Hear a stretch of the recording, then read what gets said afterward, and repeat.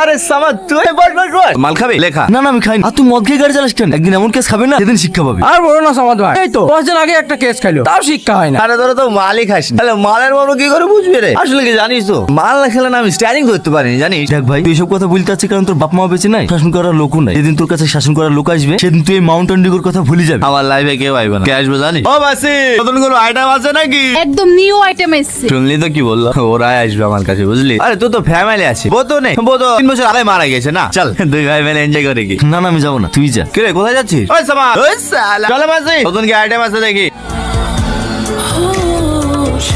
ক্ষমতা আমার কাছে আসার চেষ্টা করবেন না, আমি ওরকম মেয়ে না। ওই সালা, আরে তুই ভালো মেয়ে তো এখানে কি হচ্ছিস? আমার বাবা কেউ বেশি না, কিছু পয়সা নেবে আমার চাচা আমাকে কিনে বিক্রি করতে গিয়ে। আরে শুধু তুই না, এখানে যারা যারা আসে না, এই তোর মতন তাদের পিছনে অনেক ঘটনা থাকে। আমি বাঁচতে চাই, দয়া করে আমাকে এখান থেকে উদ্ধার করো, আমাকে এখান থেকে নিয়ে চলেন।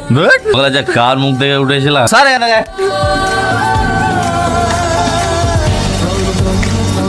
কি ব্যাপার গুরু, এত তাড়াতাড়ি চলে আসলে যে? ওই সালা, আর বলিস না। আস্তে আস্তে। যা যা বস বস।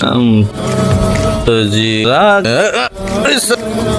আপনার লাগেনি তো? হোটেলের মেয়েটার মতো লাগছে। আপনি ঠিকই দেখছেন, আমি ওই মেয়েটা। আমি আপনার গাড়িতে পালিয়ে এসেছি। পালিয়ে এসছি, খুব ভালো করিস। এবার এখান থেকে পালিয়ে যা। এত রাতে আমি কোথায় পালাবো? আজকে রাতটা আমাকে একটু আশ্রয় দিন না। এই দেখ, আমি যাতে মাথা লতে পারি ঠিক আছে, কিন্তু তাহলে ঠিক। এই গ্রামে আমার একটা মান সম্মান আছে, এ বাড়িতে আমি একা থাকি, তাই বলছি এটা পর নিজের আশ্রয় নিজে খুঁজে নে। আজকে রাতটা আমাকে আশ্রয় দিন, আমি কথা দিচ্ছি কাল ভোরে চলে যাবো। বিরাট ঝামেলায় পড়ে গেল যে। ঠিক আছে চল। এই ঘরে না, এটা আমার ঘর। বাইরে যা করে একটা জায়গা যায় শুয়ে পড়।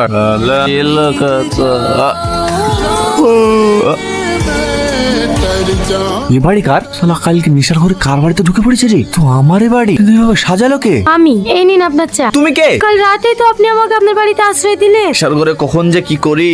কি হলো, কিছু খুঁজছেন? এইখানে মদের বোতল ছিল, কোথায় রেখেছো?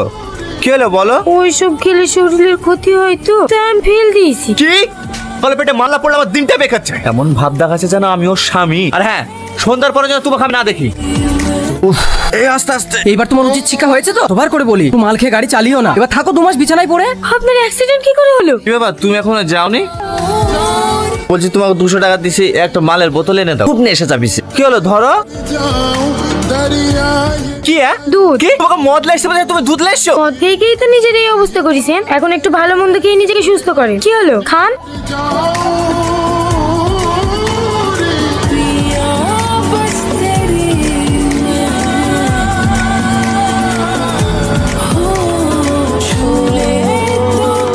আরে অনেকদিন পর আমার স্পেশাল কাস্টমার এসেছে রে, ওকে একটা ব্ল্যাক লেভেলের বোতল দে। না না মাসি লাগবে না, মাল খাওয়া ছেড়ে দিছি।